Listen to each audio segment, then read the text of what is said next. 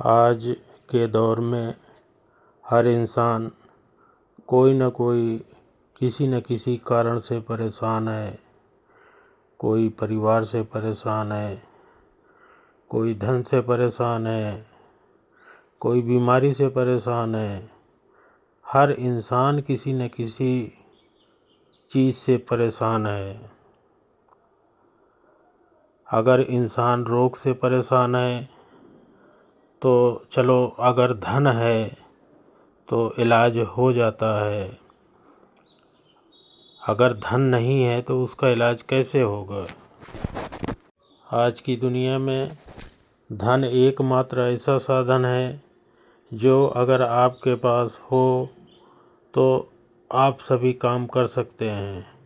बीमारी पर भी विजय पा सकते हैं, घर परिवार भी खुशहाल हो सकता है और समाज में मान सम्मान भी आपका बढ़ सकता है। तो आज मैं एक गुप्त उपाय आपको बताऊंगा जिसके तहत आप त्वरित धनवान बन सकते हैं। यह उपाय है एकादशी के दिन, जो अभी देवउठनी एकादशी आ रही है। आपको श्रद्धा और विश्वास से और बिल्कुल गोपनीय रखना है। इसको किसी को भी बताना नहीं है कि हम क्या किए क्या नहीं किए, क्योंकि ये ऐसे गुप्त उपाय होते हैं। अगर आप इनकी चर्चा और लोगों से करेंगे तो यह फल नहीं देती है। तो इसलिए आप लोगों को कहता हूँ, इसकी जानकारी किसी को भी मत दें, या तो अपने परिवार वालों को भी बताने की ज़रूरत नहीं है। तो आइए हम वो गुप्त उपाय जानने का प्रयास करते हैं। एकादशी जो आने वाली देवउठनी एकादशी है, क्योंकि ये बहुत पावन और पवित्र एकादशी है। एकादशी की रात में एक तुलसी पत्र आप शाम को ही जो गिरा हो उसको उठा कर रख लीजिए, या एक दिन के पहले का तुलसी पत्र ले लीजिए, क्योंकि एकादशी के दिन तुलसी पत्र को तोड़ना वर्जित है। तो ऐसे तुलसी पत्र को उठाकर उसमें चंदन या चंदन या केसर से ओम लिखें।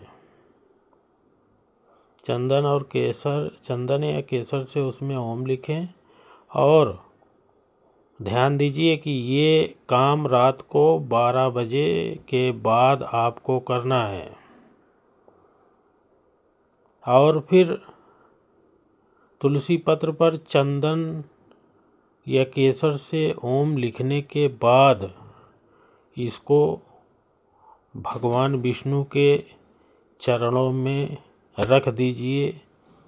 फिर ओम नमो भगवते वासुदेवाय का 11 मंत्र जाप करिए, और जाप करने के बाद भगवान से विनय करिए कि हे जनार्दन, मेरे घर को धनों से भर दो और मेरे व्यवसाय में वृद्धि कर दो और मेरे घर में लक्ष्मी अस्थायी कर दो।